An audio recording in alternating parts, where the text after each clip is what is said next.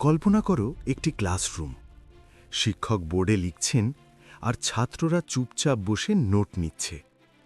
কিন্তু সেই ক্লাসরুমে একটি ছেলে আছে যে অন্যদের মতো নয়। সে খুব কম কথা বলে, প্রায়ই নিজের চিন্তায় ডুবে থাকে, আর শিক্ষক যখন প্রশ্ন করেন সে অনেক সময় উত্তরই দেয় না। কিছু শিক্ষক মনে করতেন এই ছেলেটি খুব ধীর গতির। কেউ কেউ তো এটাও ভাবতেন সে হয়তো তেমন বুদ্ধিমান নয়। কিন্তু সেই ছেলেটি একদিন হয়ে উঠবেন মানব ইতিহাসের সবচেয়ে বিখ্যাত বিজ্ঞানীদের একজন। তিনি হলেন অ্যালবার্ট আইনস্টাইন, আর তার একটি ছোট সমীকরণই বদলে দিয়েছিল পুরো ফিজিক্সের ধারণা। E=mc²। শৈশবের নীরবতা। 1879 সালের 14 মার্চ জার্মানির ছোট একটি শহর উলমে জন্ম নেন আইনস্টাইন।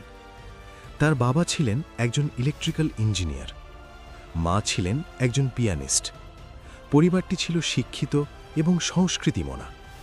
কিন্তু ছোট আইনস্টাইন অন্য শিশুদের মতো ছিলেন না। তিনি ছিলেন খুব শান্ত, খুব কম কথা বলতেন। আসলে তিনি এত দেরিতে কথা বলা শুরু করেছিলেন যে অনেকেই চিন্তিত হয়ে পড়েছিলেন। কিছু ইতিহাসবিদ বলেন 4 বছর বয়স পর্যন্ত তিনি ঠিকভাবে কথা বলতেন না। তার মা বাবা ভাবতেন, আমাদের ছেলে কি ঠিকভাবে শিখতে পারবে? ভিন্ন ধরনের চিন্তা। ছোট আইনস্টাইন খেলাধুলা বা দুষ্টুমির চেয়ে চিন্তা করতে বেশি ভালোবাসতেন। তিনি ঘণ্টার পর ঘণ্টা বসে থাকতে পারতেন। কখনো জানালার বাইরে তাকিয়ে থাকতেন, কখনো নিজের মাথার ভিতরে অদ্ভুত প্রশ্ন ঘুরত। একদিন তার বাবা তাকে একটি ছোট জিনিস দেখালেন, একটি ম্যাগনেটিক কম্পাস। ছোট সূচটি সবসময় একটি নির্দিষ্ট দিকে ঘুরে থাকত। আইনস্টাইন অবাক হয়ে গেলেন। তিনি ভাবলেন, এটা কেন এমন করছে? কোনো অদৃশ্য শক্তি কি এটাকে ঘুরিয়ে দিচ্ছে? এই ছোট কিউরিওসিটি তার মনের মধ্যে বিজ্ঞানের প্রতি গভীর আগ্রহ তৈরি করে। সংস্কার।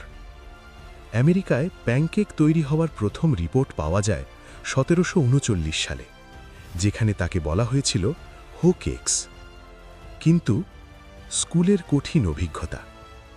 আইনস্টাইন স্কুলে ভর্তি হন লুইটপল্ট জিমনেজিয়ামে, কিন্তু সেখানে তিনি খুব সুখী ছিলেন না, কারণ সেই সময়ের জার্মান স্কুলগুলো ছিল খুব কঠোর। শিক্ষকরা চাইতেন ছাত্ররা শুধু নিয়ম মেনে পড়াশোনা করুক, প্রশ্ন না করে শুধু মুখস্থ করুক। কিন্তু আইনস্টাইন ছিলেন সম্পূর্ণ ভিন্ন ধরনের। তিনি প্রশ্ন করতেন, অনেক প্রশ্ন। কেন এমন হয়? কিভাবে এটা কাজ করে? কিছু শিক্ষক এতে বিরক্ত হয়ে যেতেন। একজন শিক্ষক তো একদিন রাগ করে বলেই ফেলেছিলেন, আইনস্টাইন, তুমি জীবনে কখনোই সফল হতে পারবে না। কিন্তু একটি জায়গায় তিনি আলাদা ছিলেন। যদিও আইনস্টাইন অনেক সাবজেক্টে অ্যাভারেজ ছিলেন, তবুও দুটি বিষয় তাকে ভীষণভাবে আকর্ষণ করত, ম্যাথমেটিক্স এবং ফিজিক্স। সংখ্যা এবং ধারণা তাকে মুগ্ধ করত। তিনি প্রায়ই নিজের মতো করে সমস্যা সমাধান করতেন। স্কুলের বাইরে তিনি বই পড়ে নিজে নিজেই অনেক অ্যাডভান্সড ম্যাথমেটিক্স শিখে ফেলেছিলেন। এটা দেখে তার পরিবারও অবাক হয়ে যায়।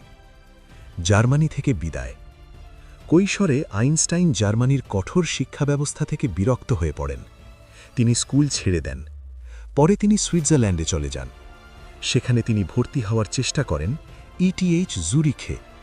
প্রথমবার তিনি এন্ট্রান্স এক্সামে ফেল করেন, কিন্তু ম্যাথমেটিক্স এবং ফিজিক্সে তার ফলাফল ছিল অসাধারণ।